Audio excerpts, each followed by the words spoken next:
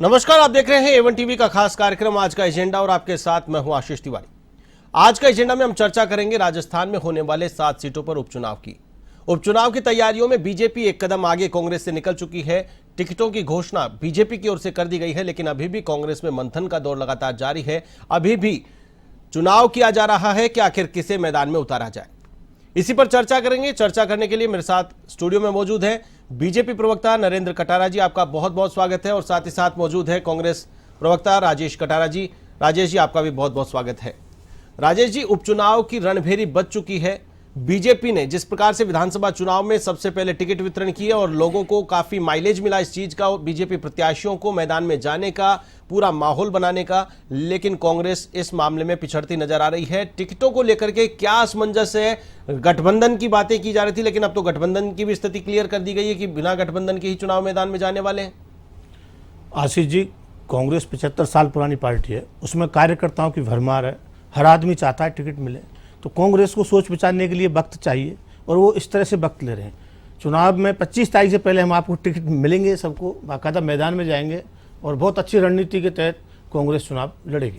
लेकिन 25 तारीख को टिकट मिल जाएंगे, 25 से पहले ये तो मजबूरी है, ये तो करना ही पड़ेगा आपको, एन के एन प्रकार टिकट देना ही पड़ेगा। लेकिन ऐसी क्या मजबूरी है, क्या चिंतन मंथन है कि अभी तक फाइनल नहीं कर पाए हैं? एक प्रक्रिया होती है जिस प्रकार से सिस्टमेटिक तरीके से, यही तो मैं कह रहा हूं कि बीजेपी एक कदम आगे इसीलिए है कि वहां पे उन्होंने पूरे सिस्टम को फॉलो करके, वहां भी ऐसे नहीं है कि किसी को भी उन्होंने उठा करके कर दिया है, वहां भी ऑब्जर्वर गए हैं, वहां भी नब्ज टटोली गई है किसे मैदान में उतारना है। लेकिन कांग्रेस अभी तक कौन से मंथन में जुटी पड़ी है?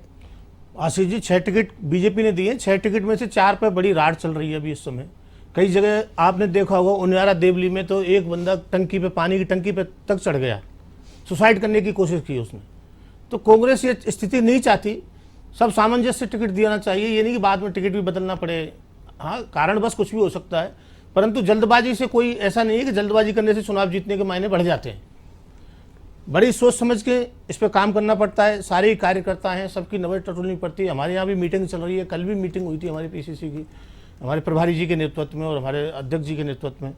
तो कल भी इस पर विचार विमर्श हुआ और बहुत जल्दी सुबह शाम में आपको ये खुशखबरी मिल जाएगी। नरेंद्र जी, जिस प्रकार से कांग्रेस 75 साल पुरानी पार्टी है, उनको वक्त चाहिए और 25 से पहले तक टिकट आ ही जाएंगे, इस प्रकार के जो तर्क है, कहां तक सहमत है?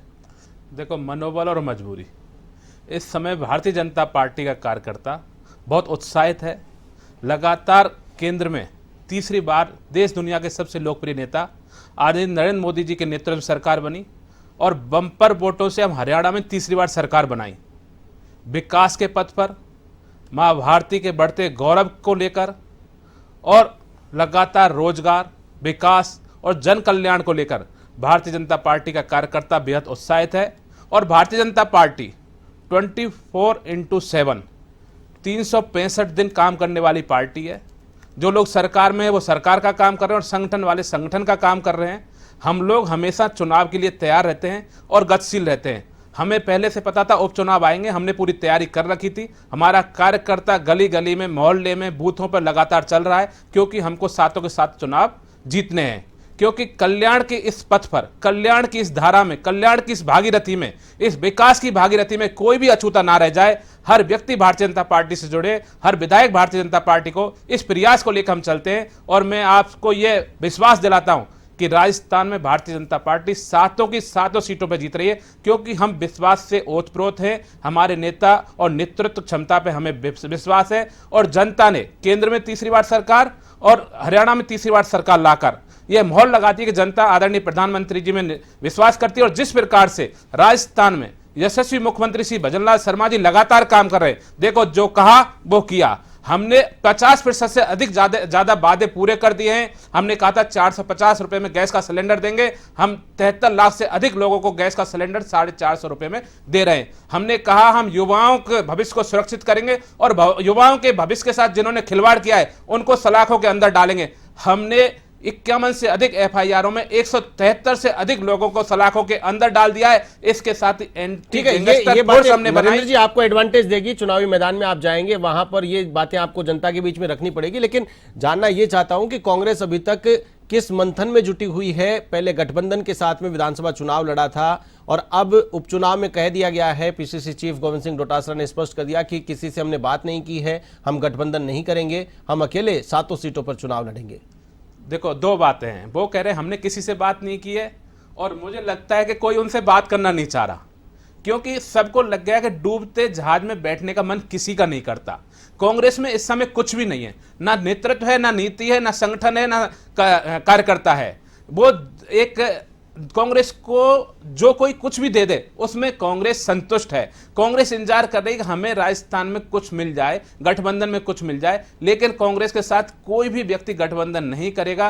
क्यों नहीं करेगा? सब इस बार अपनी ताकत पर लड़ना चाहते हैं, और कांग्रेस इसीलिए इंतजार कर रही है कि कोई ना कोई आके इन 7 सीटों में से 4 सीटें, 2 सीटें हमें दे दे, जिससे कि मिलजुल के इस चुनाव की नैया को पार कर ले, कुछ थोड़ा बहुत हमें मिल जाए। लेकिन यहां कुछ नहीं बनने वाला, चाहे वो समझौता करें या नहीं करें, चुनाव लड़ें या नहीं लड़ें, यहां भारतीय जनता पार्टी 7 की 7 सीटों पर जीतेगी। क्योंकि जिस प्रकार से भजनलाल शर्मा जी काम कर रहे हैं, 15 लाख करोड़ से अधिक के OMO हो गए।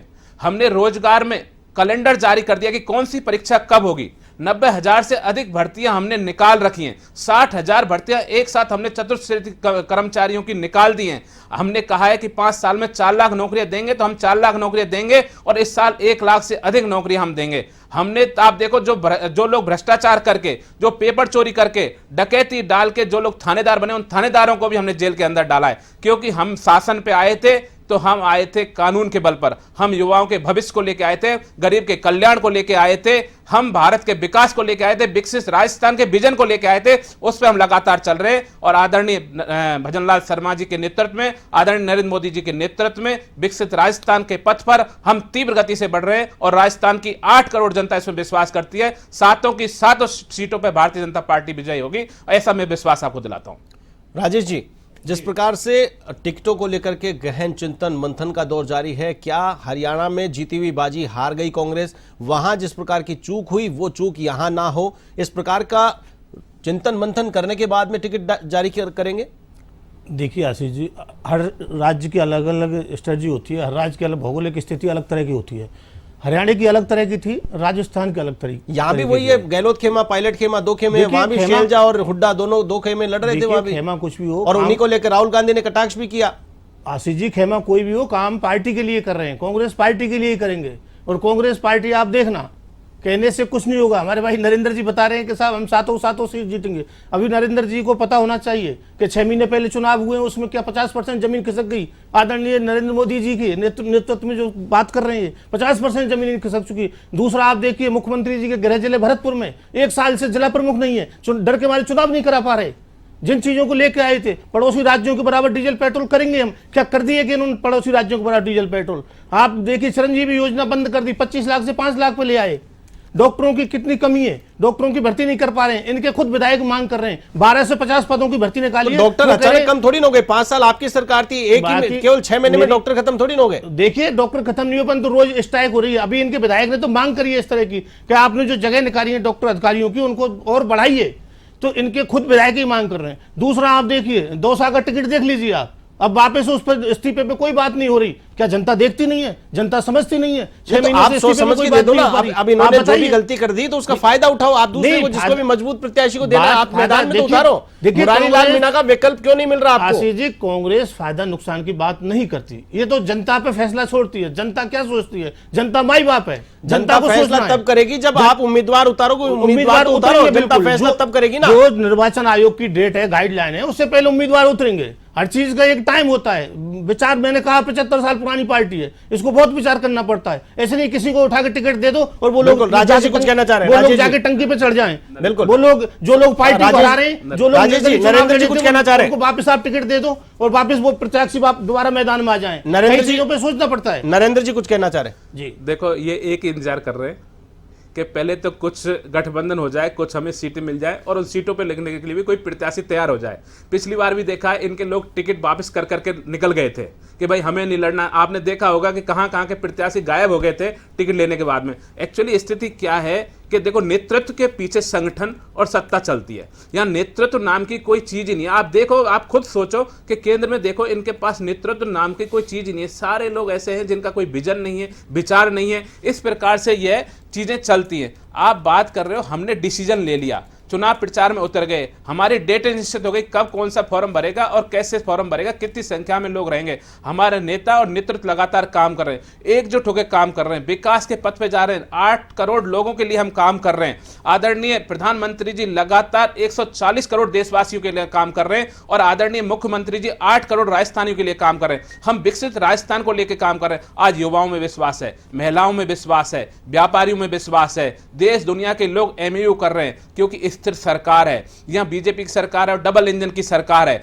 तो लगातार इन्वेस्टमेंट आ रहा है। युवाओं में उत्साह है, जनता में उत्साह है, कार्यकर्ताओं में उत्साह है, सरकार में उत्साह है, संगठन में उत्साह है। हमने इसलिए डिक्लेयर कर दिए और चुनाव मैदान में हम उतर गए। आप देखना, इसी विश्वास की खातिर, इसी उत्साह की खातिर, विकास की खातिर, संगठन की मजबूती की खातिर, बूथ पे मजबूती के कारण हम लोग 7 की 7 सीटें जीतेंगे। हमें किसी के इंतजार की जरूरत नहीं है। हम चुनाव मैदान में आ चुके हैं और हमने हमारे प्रत्याशी घोषित कर दिए। अब कुछ दिनों में मतदान होगा और देखने भारतीय जनता पार्टी राजेश जी कुछ कहना चाह रहे हैं। देखिए, केंद्र की बात करें, राहुल गांधी के सामने टिक नहीं पाए, लोकसभा पहले ही भंग करनी पड़ी टाइम से पहले। यहां देखिए राजस्थान में नेतृत्व की बात करते हैं भाई नरेंद्र जी, नेतृत्व देख लिया, विधानसभा ही टिक ही नहीं पा रहे विपक्ष के सामने। अभी आप देखिए हिडनबर्ग की जो रिपोर्ट थी, उसके सेबी के सामने विदेशियों ने 10 अरब डॉलर वापस निकाल लिए इन्होंने। अभी कर रहे हैं एमओयू की बात, एमओयू की बात कर रहे हो, जो पुराने जो पैसे लगाए हुए वही लोग वापस जा रहे हैं यहाँ से, विदेशी लोग।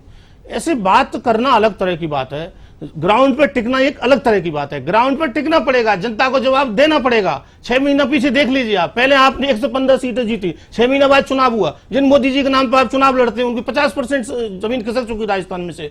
तो ये जितनी चीज योजनाएं बंद करी, आज देखिए इंदिरा गांधी जी का नाम बदलकर दूसरा नाम रख रहे हैं। जिस इंदिरा गांधी जी ने देश के प्राण न्यौछावर कर दिए, उसका नाम बदलने से क्या हो जाएगा? चीज वही रहेंगी, नाम बदलने का काम कर रहे हैं।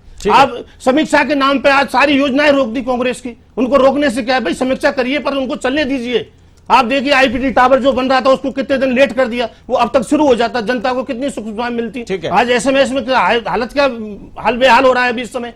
तो उनको चलने दीजिए भाई, हम चाहते हैं कि आप जांच करिए, गलत चीज पे जांच करिए, क्या प्रॉब्लम है। पहले राजेश जी जिस प्रकार से कह रहे थे कि योजनाओं के नाम बदल दिए, योजनाओं को रोक दिया गया है, विकास जो गंगा इन्होंने बहाई थी उस गंगा को नई सरकार बनने के बाद बीजेपी ने रोक दी है, जनता परेशान हो रही है, अपराध बढ़ रहा है, नया कोई बेनिफिट लोगों को नहीं मिल पा रहा है। देखो, अगर ये विकास की गंगा बहाते तो विपक्ष में नहीं बैठे होते, ये तो क्लियर है।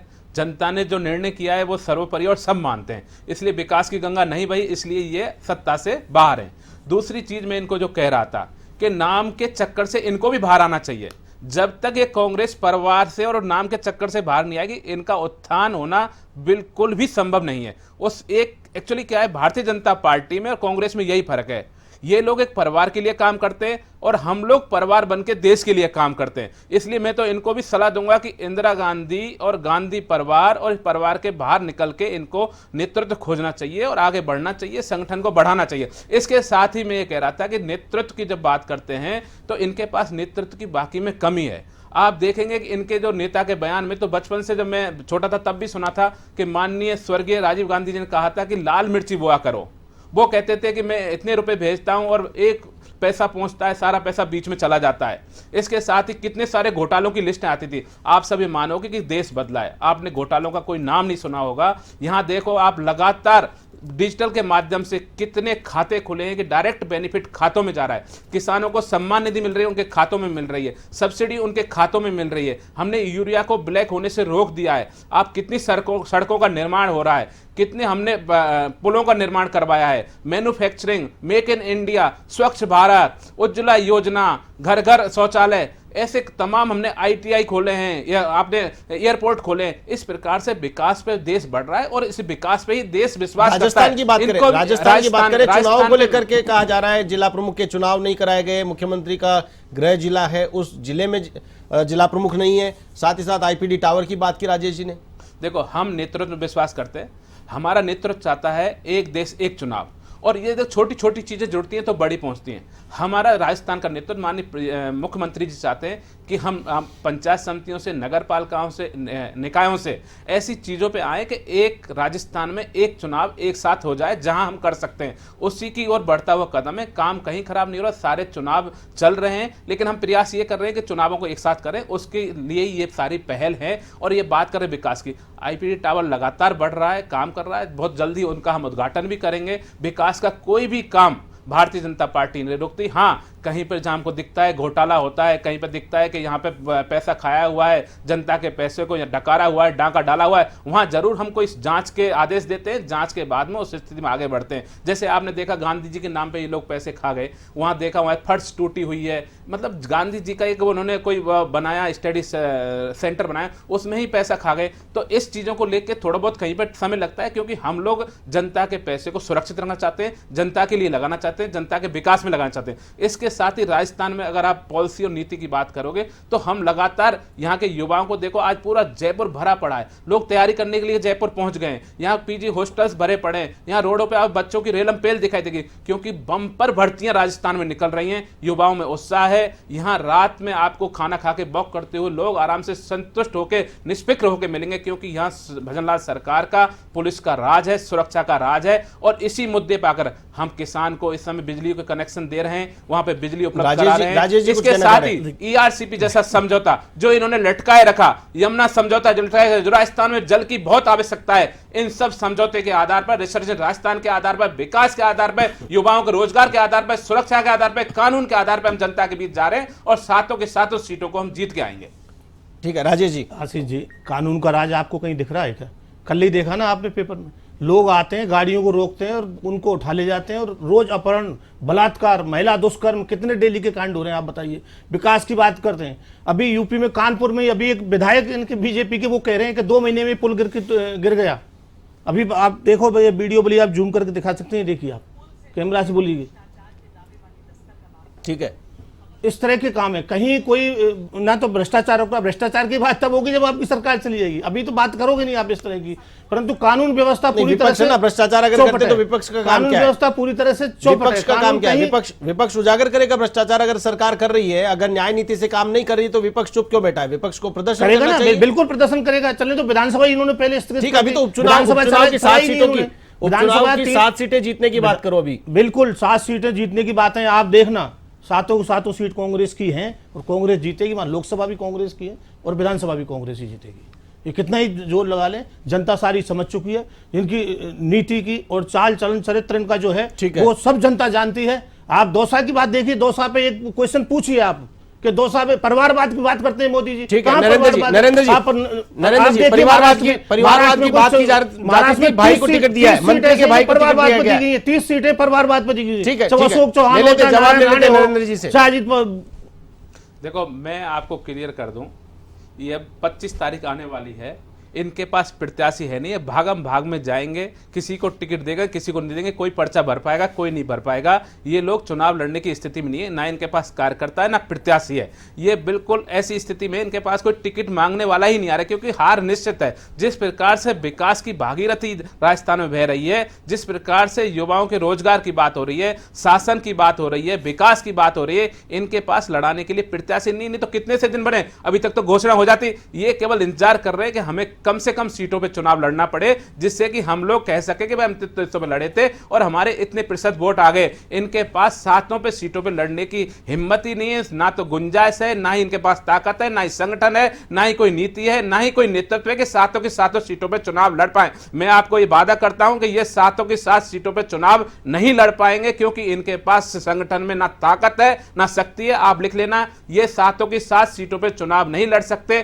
क्योंकि इनका नेतृत्व ना सक्षम है, ना कार्यकर्ता सक्षम है, ना संगठन सक्षम है। इनकी कुनीतियों से, भ्रष्टाचार से, इनके कुशासन से, जिस प्रकार से होटलों में सरकार रही, जिस प्रकार से जनता की गाड़ी कमाई को 5 स्टार होटलों में इन्होंने लुटाया, आपस में लड़े, उप मुख्यमंत्री और मंत्री लड़ते रहे, नकारा निकम्मा कहते रहे। इस कारण से इनका कार्यकर्ता भी हतोत्साहित है, इनका जनता भी हतोत्साहित थी। इसलिए इनको जनता नहीं घुसने देगी, ना चुनाव जीतने देगी, ना ही इन कार्यकर्ता इनका चुनाव लड़ेगा। 7 की 7 सीटों पर भारतीय जनता पार्टी चुनाव लड़ रही है और जीत के आएगी। मैं फिर आपसे कहता हूं कांग्रेस 7 की 7 सीटों पर चुनाव नहीं लड़ेगी।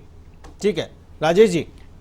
देखिए, मैं बताना चाहता हूं नरेंद्र भाई को, भारत में लोकसभा हो या विधानसभा हो, ये 100% सीटों पर कहीं भी चुनाव नहीं लड़े हैं। कांग्रेस के यहां से जो गए उनको ही टिकट दिया है इन्होंने। आप देख लीजिए, सर्वे कर लीजिए कितनी सीटों पर लोकसभा प्रत्याशी हैं इनके, या लोकसभा सांसद हैं जो कांग्रेस से गए हुए हैं। इनके पास में आदमी पैदा नहीं है। अब आप देखिए, इनके जो प्रभारी थे अभी राजस्थान के अग्रवाल साहब, आज दर्शन नहीं दे रहे हो। वो कहां गए? वो 2 दिन से बड़बोलापन बोल करके चले गए। दूसरा, प्रधानमंत्री जी ने कहा 1 करोड़ सदस्य बनाएंगे, इनके पास सदस्य तक नहीं बन रहे, अभी सदस्य नहीं बन रहे। मुख्यमंत्री जी ने 1.25 करोड़ के लिए बोल दिया, 1.25 करोड़ बन ही नहीं पा रहे। वो पूरी नहीं हो रही अभी तक, उसके बाद ही नहीं हो रही। आप बताइए, स्थिति कांग्रेस में इतने कैंडिडेट हैं, बीजेपी की भी हमारे प्रवक्ता साथी ने क्लियर कर दिया कि कांग्रेस 7 सीटों पर लड़ने में भी सक्षम नहीं है। कितने लोग इतनी पुरानी पार्टी, स्वतंत्रता के समय की पार्टी, सिंहासन बनाया गया, 10 पुरानी पार्टी 7 सीटों पे भी चुनाव लड़ने में सक्षम नहीं है। ठीक है, इनके प्रवक्ता महोदय ने क्लियर कर दिया है कि मैंने जो कहा था कि कांग्रेस 7 सीटों पे चुनाव नहीं लड़ेगी, इनके कांग्रेस के प्रवक्ता ने मोहर लगा दी कि कांग्रेस 7 सीटों पे चुनाव लड़ने की स्थिति में नहीं है। कांग्रेस बीजेपी के अंदर, बीजेपी के लोग टिकट मांगने वाला है, ना कोई चुनाव लड़ने वाला है। ऐसा कुछ है ही नहीं, भ्रष्टाचार ने, कैंडिडेट ही नहीं है। सारे लोग कांग्रेस से गए हुए और बीजेपी से आराम से टिकट मांग लेते हैं। बाकायदा स्टेज बनाया हुआ था विधानसभा चुनाव में, पता है किस तरह से स्टेज कांग्रेस को जा चुका है। अरुण चतुर्वेदी जी पूर्व मंत्री बैठे थे, बाकायदा इनकी चुनाव प्रोटोकॉल समिति बनाई है। संगठन खत्म हो चुका है, कांग्रेस का संगठन खत्म हो चुका है, और वो पूरी तरह से वहां जाएं और लेने के लिए चलिए राजेश जी, कांग्रेस राजेश जी 7 सीटों पे चुनाव नहीं लड़ रही है। ठीक है राजेश जी, गठबंधन हो चाहे कुछ भी हो, राजेश जी नहीं लड़ेगी। राजेश जी, ईआरसीपी और पीकेसी 2 योजनाएं, पेयजल योजनाएं, जिनको लेकर के लगातार कांग्रेस की ओर से कहा जा रहा था कि ये योजनाएं कहां हैं, धरातल पर नहीं हैं और इन योजनाओं को सिर्फ कागजों में रखा गया है। अब प्रधानमंत्री नरेंद्र मोदी इनका उद्घाटन करने वाले हैं और आपके नेता प्रतिपक्ष टीकाराम जूली उस पर सवाल उठा रहे हैं कि उसका उद्घाटन नहीं होना चाहिए। आशीष जी, ईआरसीपी क्या योजना थी? राजस्थान के लिए लाने की पानी की बात थी। बिल्कुल। क्या वो विधानसभा में रखा, वो पटल पे रखा? क्या वो जब विपक्ष ने सवाल पूछा भाई बताइए क्या एमओयू किया है, तो मुख्यमंत्री जी बोल रहे कि क्यों बताएं साहब आपके लिए, आप कौन होते हो, ये तो हम लाए, हमारी चीज है। ऐसा होता है क्या? व्यक्तिगत बीजेपी की चीज है क्या? विधानसभा में रखना पड़ेगा वो डॉक्यूमेंट। भाई क्या एमओयू किया है आपने? ठीक है, जवाब लेते नरेंद्र जी से, जवाब लेते समय की सीमा है। नरेंद्र जी, योजना हमारी पूर्ववर्ती बीजेपी सरकार की लाई हुई थी। 5 साल कांग्रेस ने उसको बढ़िया पन्ना खोल खोल के देखा है। उसमें नई चीज दिखाने की कुछ भी नहीं है। बात है इच्छा शक्ति की, बात है विश्वास की, बात है निर्णय की। ईआरसीपी योजना से करोड़ों लोगों का जीवन बदलेगा। और आप देखो, विधानसभा में बताओगे नहीं क्या? विधानसभा पटल पर रखना पड़ेगा। बड़ी लज्जा की बात है, विधानसभा पटल पर आपने रखा है क्यों? वो बताया क्यों नहीं? अगर आपके मन में चोर नहीं था तो बताते उसको दिखाते जनता के बीच में। आप बता ही नहीं पाए, आपको दिखाई नहीं पाए। ठीक है, चलिए ठीक है, चलते जवाब नहीं दे पाए। समय की सीमा है, समय की सीमा है। ठीक है, कांग्रेस के चलिए, हरियाणा समय सीमित है, समय की सीमा है। नरेंद्र जी, राजेश जी, जो समझौता हुआ, जमनगर समझौता, उसमें खट्टर साहब क्या बोले? राजेश जी, नरेंद्र जी, रोकना चाहूंगा आप दोनों को। समय की सीमा है। राजेश जी, समय की सीमा है, मुझे रोकना पड़ेगा, आप दोनों को रोकना पड़ेगा, समय की सीमा है। अंत में चलते चलते 30 सेकंड में मैं आपसे जानना चाहूंगा, दोनों ही पार्टियों के लिए उपचुनाव अग्नि परीक्षा से कम नहीं है। एक और भाजपा के लिए गुड गवर्नेंस पर ठप्पा लगाने के लिए ये 7 सीटें जीतना जरूरी है, तो वहीं दूसरी ओर विपक्ष के लिए अग्नि परीक्षा इस बात की कि 7 में से 5 सीटें कांग्रेस की थी, कांग्रेस के विधायक सांसद बन चुके हैं और अब ये सीटें अगर कांग्रेस के खाते से छिटकती है तो ये उनके लिए बड़ा संकट की बात होगी और ये बड़ी अग्नि परीक्षा कांग्रेस के लिए होगी। तो मैं आप दोनों से 30 सेकंड में जवाब चाहूंगा, समय की सीमा है। सबसे पहले राजेश जी, ये 7 सीटें आपके लिए अग्नि परीक्षा है, तैयारी आपकी जिस प्रकार से चल रही है, क्या चुनाव जीत पाएंगे? अभी तक टिकट डिक्लेयर नहीं हुए। 30 सेकंड। देखिए, बिल्कुल कांग्रेस चुनाव जीतेगी। कांग्रेस उन्हीं मुद्दों को ध्यान दिलाएगी, 100 यूनिट बिजली फ्री हो, किसान को 2000 यूनिट बिजली फ्री हो, 25 लाख की योजना हो, चिरंजीवी योजना हो, और जितनी सुख सुविधाएं किसानों के लिए दी, जितनी युवाओं के लिए दी, आप जितनी भर्तियों को वादा करके आए उससे ज्यादा भर्ती तो कर चुकी कांग्रेस। तो इन सारी चीजों को लेकर मैदान में जाएगी। डीजल पेट्रोल की रेट की बात करते थे, जैसे गुमराह किया लोगों को इन्होंने। 7 सीटों पे जनता चुनाव लड़ेंगे? सब चीज जीत रही है। 7 बिल्कुल सीटों पे? कांग्रेस चाहे गठबंधन लड़े चाहे कांग्रेस लड़े, गठबंधन भी कांग्रेस के गठबंधन के लिए तो मना कर दिया आपके प्रदेश आप अध्यक्ष देखिए, ने। कुछ भी हो, अभी टिकट नहीं मिला। ठीक कुछ है, भी- कुछ चलिए भी हो। नरेंद्र जी 30 सेकंड में।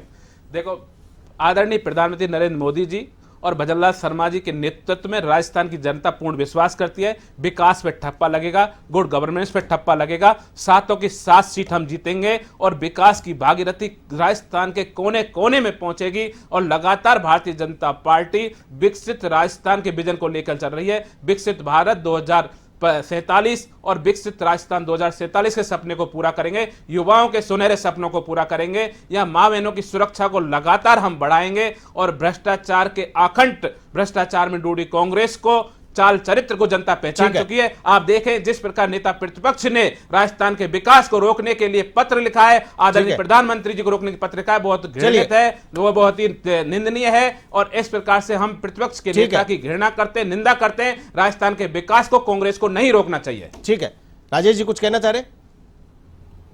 नहीं, मैं यही कहना चाह रहा हूं आपसे जल्दी।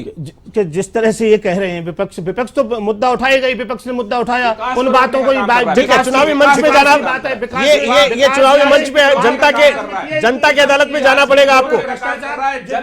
ठीक है, ठीक है, जनता की अदालत में जाना पड़ेगा। इसके लिए आज की चर्चा में आप दोनों मेहमान शामिल हुए। आप दोनों मेहमानों का बहुत बहुत धन्यवाद। बहुत